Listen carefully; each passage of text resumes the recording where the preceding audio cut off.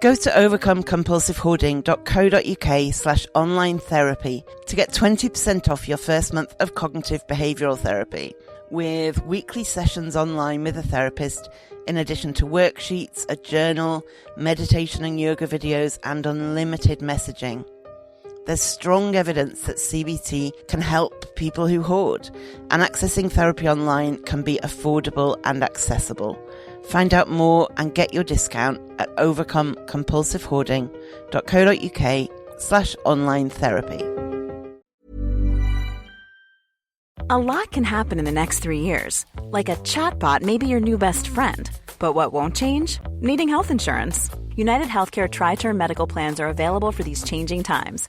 Underwritten by Golden Rule Insurance Company, they offer budget-friendly, flexible coverage for people who are in between jobs or missed open enrollment. The plans last nearly 3 years in some states, with access to a nationwide network of doctors and hospitals. So for whatever tomorrow brings, United Healthcare Tri-Term Medical Plans may be for you. Learn more at uh1.com. Think of all the sleep hacks you've ever heard. You could spend years trying them all, or you could instantly transform your sleep with Boll & Branch. They make the softest, most breathable bedding you'll ever feel. And it's all 20% off. That's their best sale of the entire season.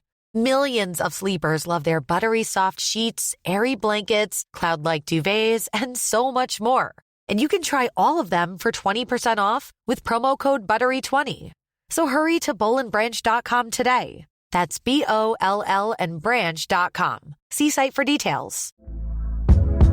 Hey there, it's Michelle Norris. I'm host of a podcast called Your Mama's Kitchen. When I travel, I'm usually looking for a way to find a taste of home when I'm not at home. And one of the things I love to do when I am at home is entertain. And Airbnb allows me to do that. When I was in California recently, I rented a house that had a great kitchen. And when we were sitting around the table, we were all thinking, we're in someone else's house. Someone could be in all of our homes as well.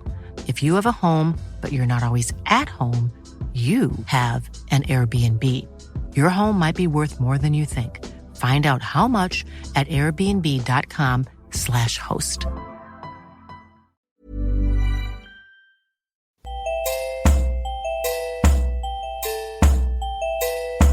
Welcome to the Overcome Compulsive Hoarding with That Hoarder podcast.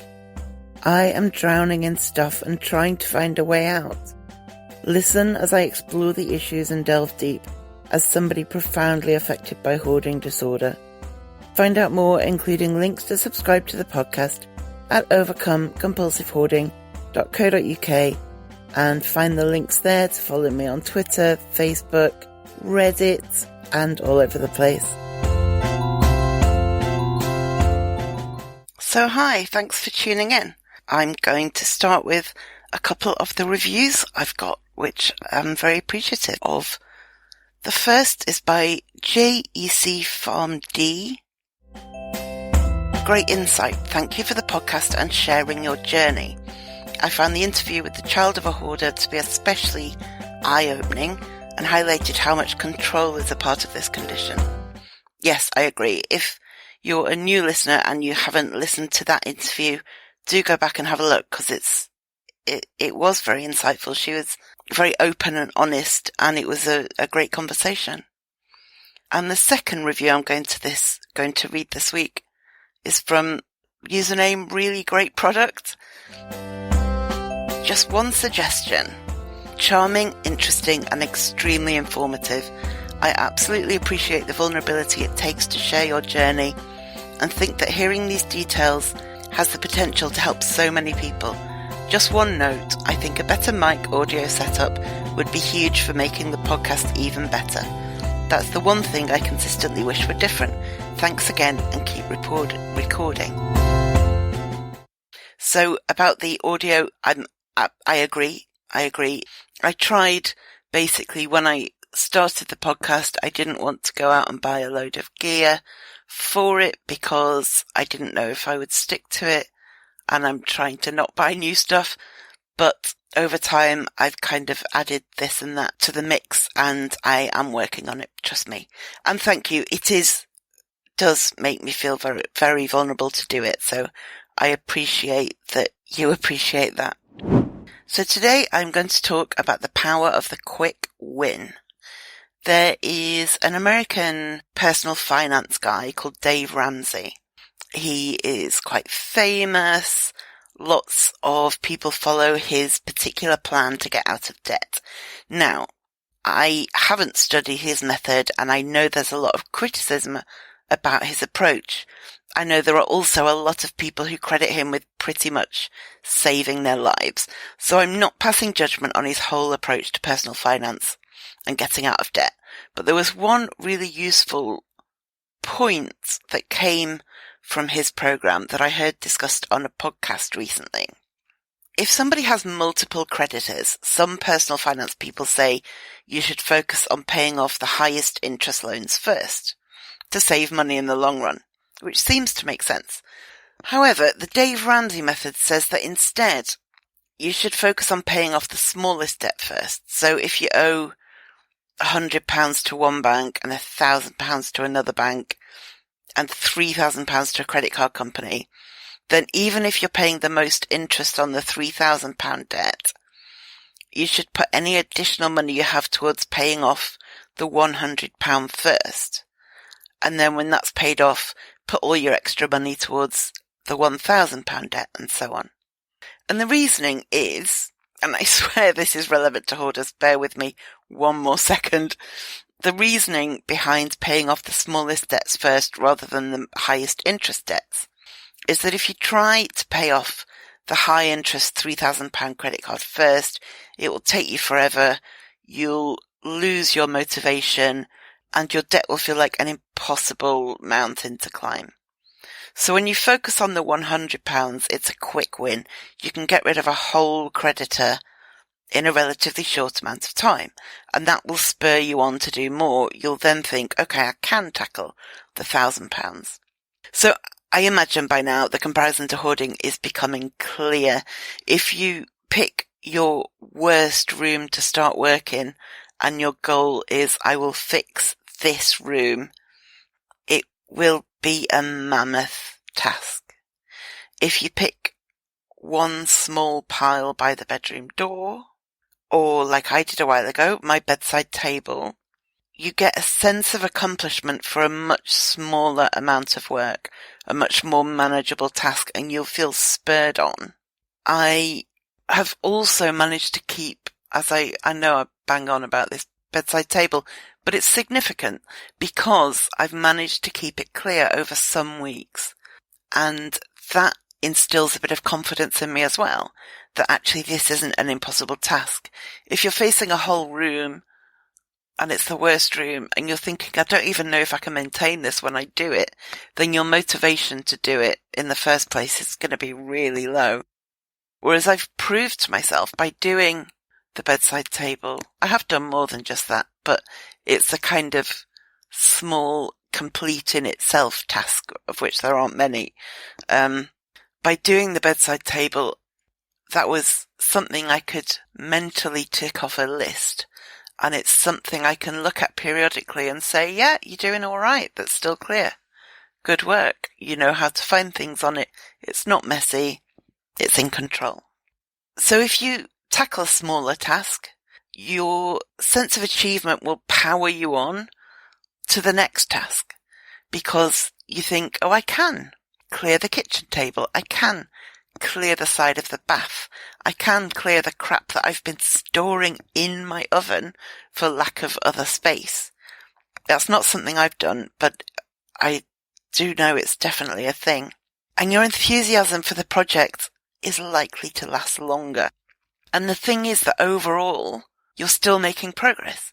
The fact that you're doing it in small chunks rather than trying to tackle all of it at once doesn't make any difference. You're still making progress. You can achieve just as much as if you started with the huge worst pile. In fact, I wonder whether you can actually make more progress by starting really small or focusing really small rather maybe. Because if it's more manageable, you get a better sense of achievement, you get more enthusiasm, more motivation. That will keep you going. Whereas trying to tackle the worst bit of the house is harder work. Maybe you need the quick wins of small, bite-sized projects to prove to yourself that you can do it and to prove to yourself that it's worth trying. If you're looking for plump lips that last, you need to know about Juvederm lip fillers. With Juvederm Volbella XC and Juvederm Ultra XC, your lip look, whether it's subtle or bold, can last up to 1 full year with optimal treatment and no additional maintenance. Find a licensed specialist and see if it's right for you at Juvederm.com today. That's JUVEDERM.com. Add fullness to lips in adults over 21 with Juvederm Volbella XC or Juvederm Ultra XC. Do not use if you have severe allergies or a history of severe allergic reactions, or if you're allergic to lidocaine or the proteins used in Juvederm. Tell your doctor if you have a history of scarring or taking medicines that decrease the body's immune response or that can prolong bleeding. Common side effects include injection site redness, swelling, pain, tenderness, firmness, lumps, bumps, bruising, discoloration, or itching. As with all fillers, there's a rare risk of unintentional injection into a blood vessel, which can cause vision abnormalities, blindness, stroke, temporary scabs, or scarring. For full important safety information, visit Juvederm.com. Hey everyone, I'm Craig Robinson, co-host of the Ways to Win podcast, alongside my good friend John Calipari. I've been on the go recently. Phoenix, Kansas City, Chicago. If you're like me and have a home but aren't always at home, you have an Airbnb. Hosting your home or a spare room is a very practical side hustle. If you live in a big game town, you can Airbnb your place for fans to stay in. Your home might be worth more than you think. Find out how much at airbnb.com/host. So I would argue that, maybe somebody's putting pressure on you to sort out a particular room, but for you, for whatever reason, that's the hardest room. Maybe just because there's the most stuff in it, but maybe because of what's in it. Maybe it's full of nostalgic things rather than things you'd find easier to throw out. So sometimes, even if it doesn't seem like a rational approach to somebody who is not you, often you will be able to identify little bits that might be just that bit easier for you to address. And it's really individual, it's really personal. What is easy for me may be really hard for you, but what's easy for you may be really hard for me. I can't tell everybody definitively to tackle their porch. Partly because not everybody has a porch. Secondly, because for me, my porch is one of the worst places because of all the unopened post. Whereas for somebody else, a porch would be a great quick win because it's the first place they see when they enter the house and it would really cheer them up. So I can't dictate to you a particular order to do things in. I can't dictate to you which are the easiest things to tackle first. I can't guess what would be a quick win for you, just as you couldn't guess what would be a quick win for me. But if you can identify quick wins, if you can establish that actually dealing with paperwork is quite easy for me, or dealing with paperwork is really difficult for me. Perhaps dealing with empty boxes is easy for you, perhaps it's difficult. Perhaps clothing is somewhere you excel, you can throw things away without worrying. Or perhaps it's your worst thing that you always want to keep hold of. The key is to test. If you've avoided trying to dehoard for long enough, you won't even know necessarily which is easier for you and which is harder. You won't know what a quick win would be for you. You don't know how you feel about trying to get rid of books because it's 15 years since you tried to get rid of a book. So if that's the case, or if you're just not sure, experiment. Try something. As Dr. Jan Eppingstall has talked about in previous podcasts, be curious. Don't see everything as a gigantic task. You can look at some of it as a test. Okay, I'm going to spend half an hour sorting through this pile of t-shirts. I'm going to see what I want to keep, what I want to donate, what I want to throw away. But I'm also going to see how easy or difficult I find it and how fast I am at trying to sort through these t-shirts.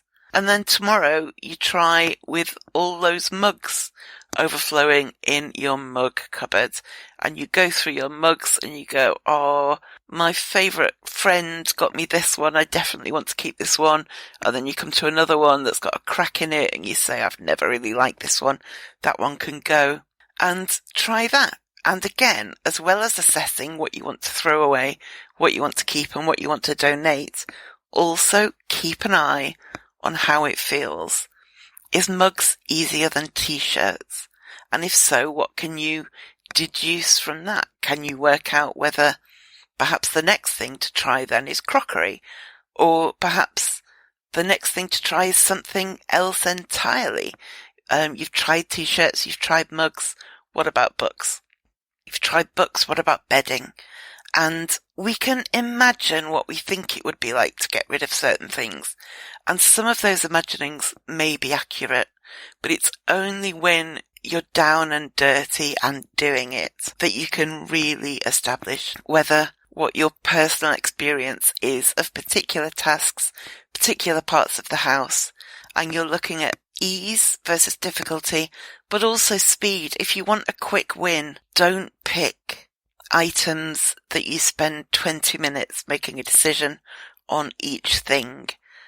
That's not a quick win, that's a really slow win.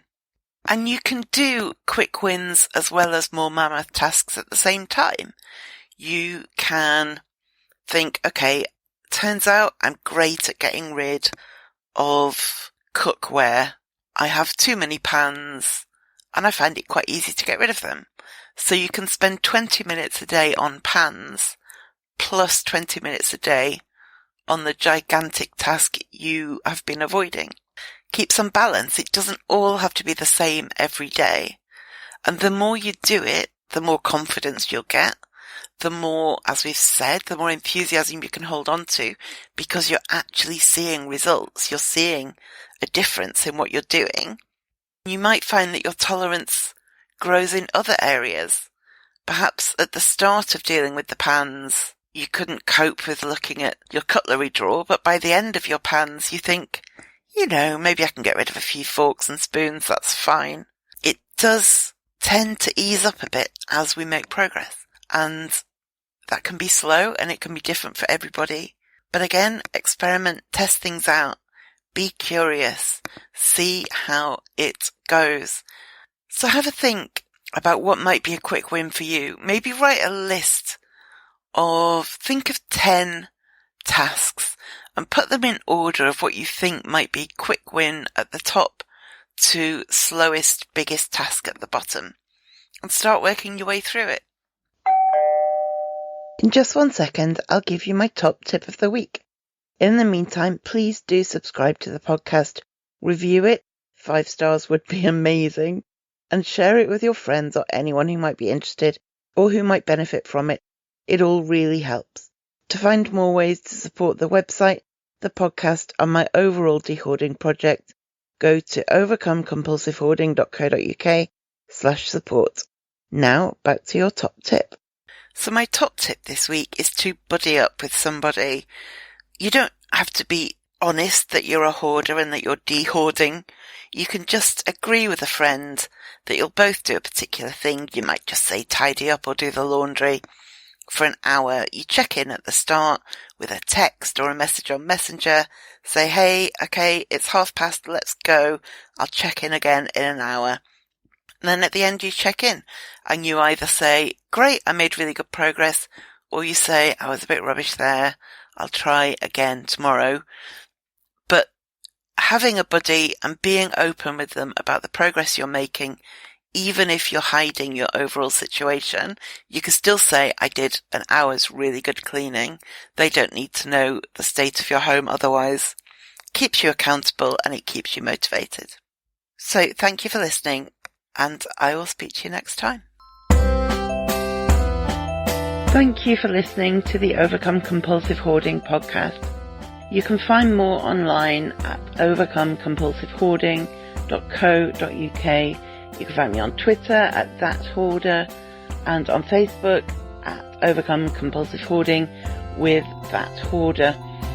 To find out more about how you can support this podcast and the overall project, Go to overcomecompulsivehoarding.co.uk/support and do subscribe to this podcast so you make sure you don't miss any future episodes.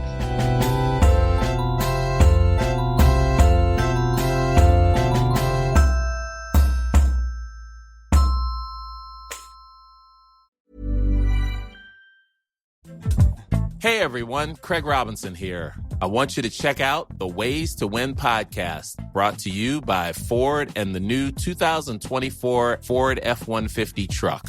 On Ways to Win, Coach Cal and I will discuss leadership lessons we've learned.